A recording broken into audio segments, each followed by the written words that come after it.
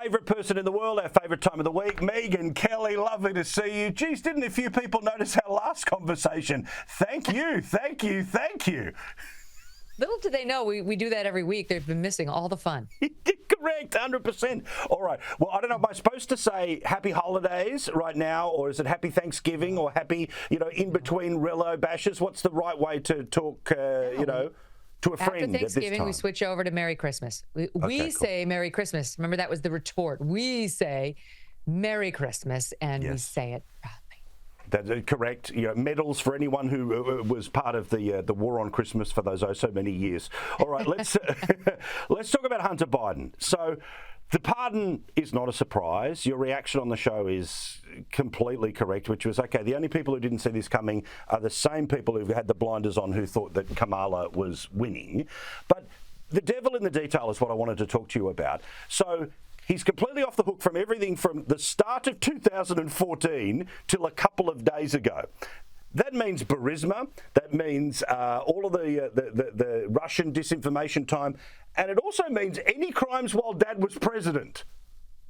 Yeah, 100%. It's all been wiped away. There is no way of getting after him whatsoever, at least not with the federal government, and there would be no state government that would be going after him or would have even jurisdiction over these alleged crimes. But he's clearly decided that we can't touch anything he did, I believe, at Joe Biden's behest. I mean, I believe Joe Biden was in on the whole scheme and was not just some, poor, concerned dad wondering what his drug-addled son was up to. I think he was well aware of what his son was up to. Like, we're going to pretend that as a sitting vice president, he didn't have the power to say, Hunter, you may not sit on the board of a Ukrainian energy company while your dad, as vice president, is the point man for the administration on Ukraine energy. Like, you may not. It's a no. Of course he could have. He did it because I believe that email was right that they found on the Hunter Biden laptop.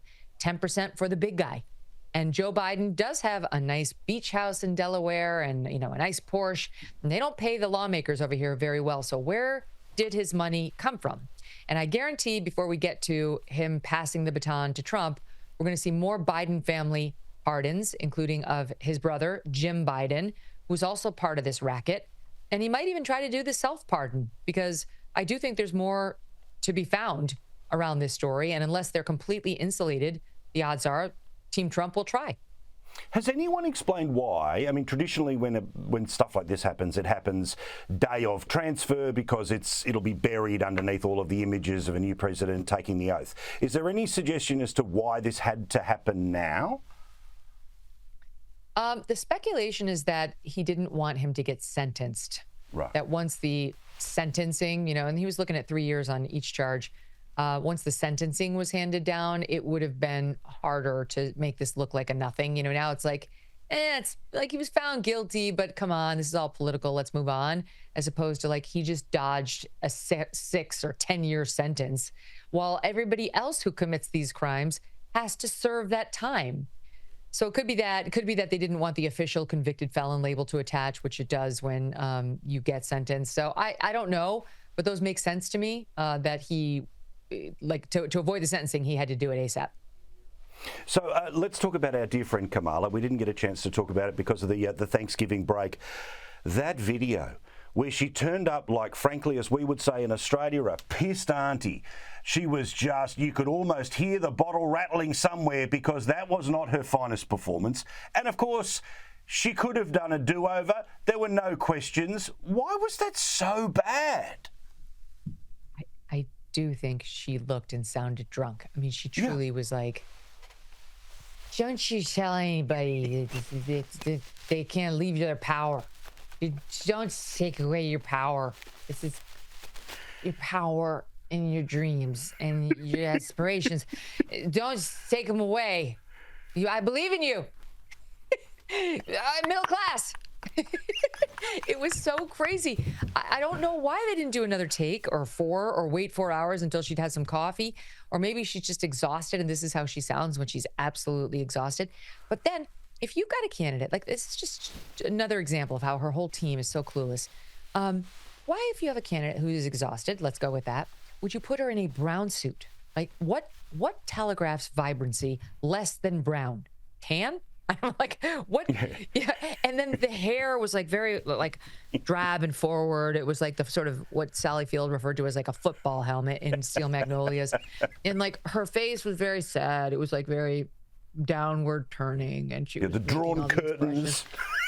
And and the ugly tan curtains behind her that really did make it look like something out of the USSR. It was like, have they captured her?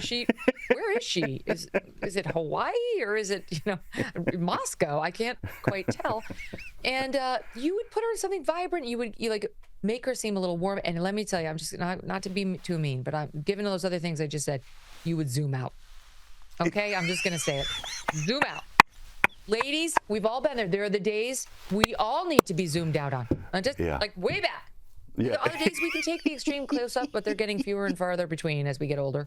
Let me tell you, for Kamala Harris, we are at the zoom out portion of this race. So I honestly think this team is either totally clueless or mean. What about, I saw today, the campaign is still asking for donations. Now, we know that's because they're broke. They didn't just raise $1 billion. It was $1.5 billion. We know they went into debt. But who is still giving money to a campaign that's been dead for a month? I don't know, but they deserve it. It's like, it's the way we felt when we talked about on your show, the Black Lives Matter organizations turning out to be totally corrupt and fraudulent, and they'd been taking all this money and put it in their pockets. Like, we felt any sympathy at all for the donors. Like, okay, good. Keep defrauding. Like, I love it. Give to help Kamala Harris. You should. That should be where you spend your political donations this year. All of you who are inclined to do it. Like, I can't believe the grift. But I will say this, that campaign team, you and I corresponded about this privately.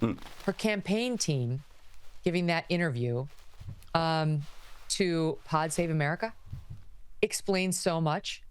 They are just as clueless as she is. It's not like they had these wizards behind the curtain and just Kamala couldn't execute.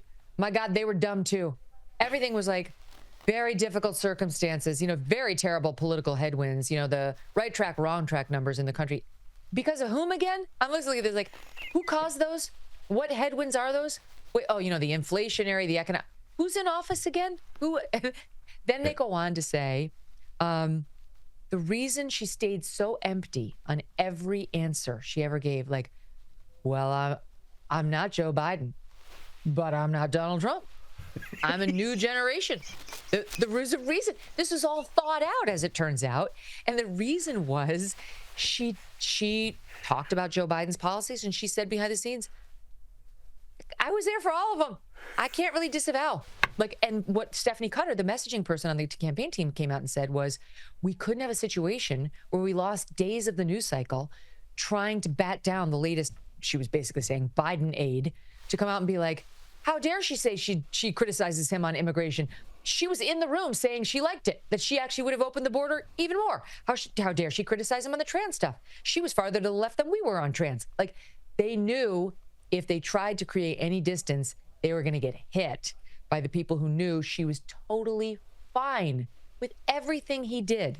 And then these morons are sitting around going like, I don't know, I guess they just wanted change. And for some reason, they didn't see her as the change kid. Like, whatever could it be? Well, also, and one of the, there's this guy, I know we're getting inside baseball, but it's important, right? Because these were the people who were either making terrible decisions or unwilling to make the right ones or whatever. It's not like they didn't have more money than God at some point, right? Like $1.5 billion is an extraordinary amount of money. Like the entire presidential races only a couple of cycles ago were that for all sides. But I checked something because David Plouffe, one of the Obama people, says, it's very hard for us to win in swing states. Hang on. In 5 of the 7 swing states, there is a Democratic governor. In 7 of the swing states, there is a senator. Or in, 5 of the 7, there are 2 Democratic senators. So Democrats can and do win in those states. She didn't. Yet they were living in this bullshit world of trying to pretend, geez, we're really up against it. Mate, remember when we were sitting here, sort of pulling out our hair, and you could feel the vibe that we're like, I don't know, are they going to be able to successfully, thanks to the media, get this empty suit or this empty pantsuit elected? And it felt like it for a couple of weeks. So they were in front. They are the ones who buggered it up. But we can't win in swing states, please. Sure. But meanwhile, they're like, but it was very tight. It was very tight. It was tight everywhere except for just like a few small counties. Okay, you lost all 7 swing states. It was not tight. He won the popular vote by 2.5 million. It wasn't tight at all. And they're actually complaining about the money, believe it or not. They're like, those Trump super PACs. They had so much money. They had a lot of money, less than you guys, way less than you guys. What are you complaining about?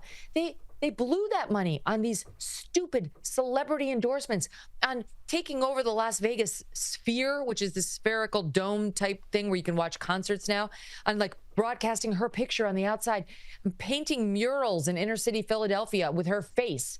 And they were asked about that, and they said, well, it was important to make people feel like they're part of something culturally, that she was cool.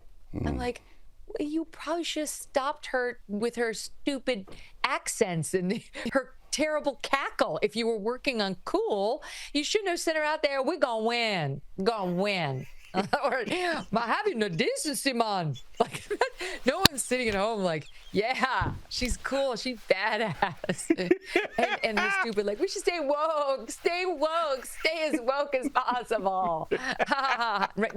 No one, but especially not young men, is sitting at home thinking, yeah, I feel like the best version of myself when I pull the lever for that. Yeah. Now, interestingly, the polls have only got better for Trump since the election. I think in part because, there was that great reset, the vibe that is only just sort of starting to taper off, about that feeling of a reset. They also seem to like that he's made a whole series of really decisive choices in the people he wants to have around him.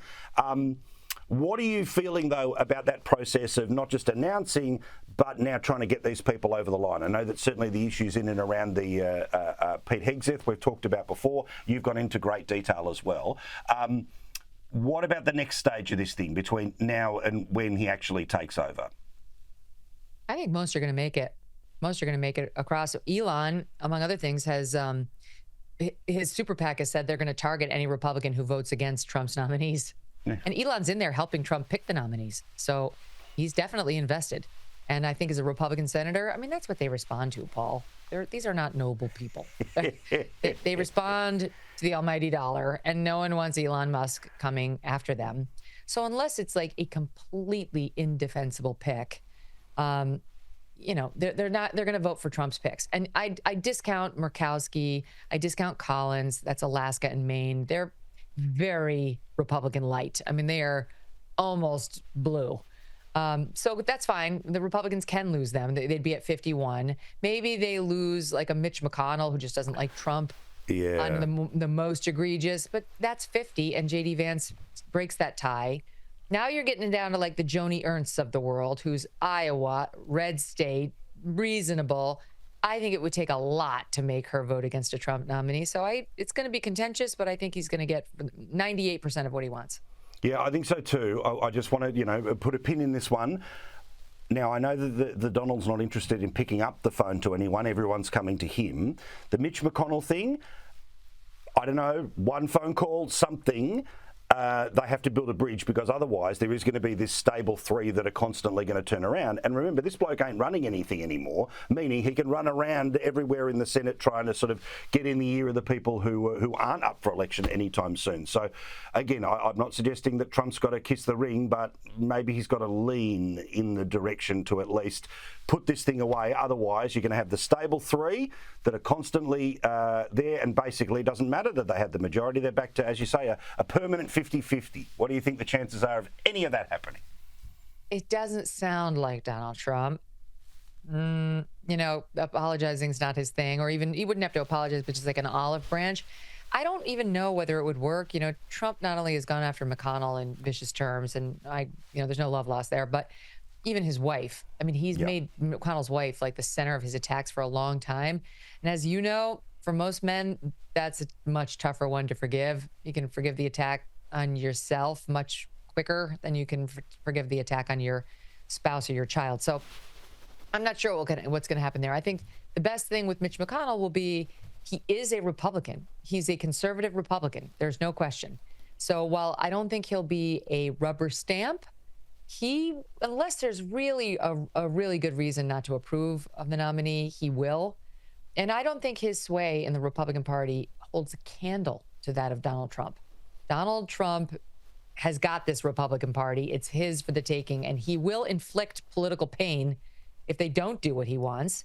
Some don't really have to deal with that as much because they're in more blue states, like Lisa Murkowski in Alaska or Susan Collins in Maine. But I think Trump's wrath is a lot scarier to most Republicans than whatever Mitch McConnell has left. He's like, we're watching the winter Christmas specials, like all the animated stuff that we watched back in the 1970s.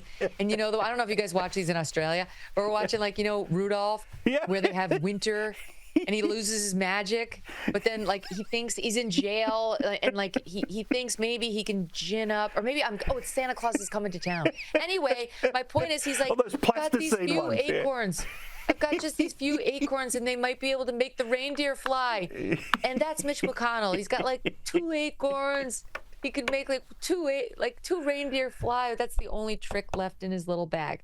Yeah, the ghosts of Senate past, all the rest of it. Now, just before you go, please tell me, did you go home and explain to your beautiful husband, Doug, what a pants man was? Because we got such reaction in Australia. I know all the other stuff was maybe, but Megyn Kelly getting her head around pants man. Did you go back and explain it to him? And did he look at you as quizzically as you looked at me when I suggested pants man? I did. And I think I missed an opportunity to call you that at the end when I saw your naked legs. So that was sad. But he said that we're learning a lot through my hits on this show. There was that. There was all sorts of language that we've gone over. And then there was the tutorial that our daughter gave us on rise up lights. Yeah, rise up lights. Rise up lights. It's razor blades, but you say it like rise up lights in American English, and you sound like an Aussie. I love it. Excellent. All right, now we've got one more week on the air, which means one more chance to talk to you before we go on our summer break. I can't wait to see you next week. All the best, darling. Oh, it's a pleasure, Paul. See you guys soon.